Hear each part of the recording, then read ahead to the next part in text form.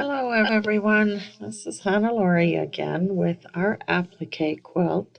We are on block D for Dicentra.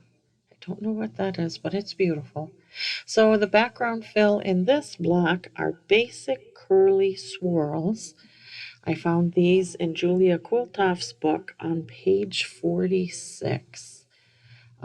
Angela Walters also does a version of these, and you can find those on her YouTube channel on one of her free motion quilting swirl series.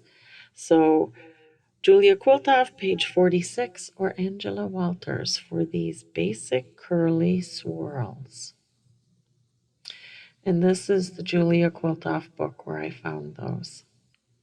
Thanks for watching, you guys. Leave your comments.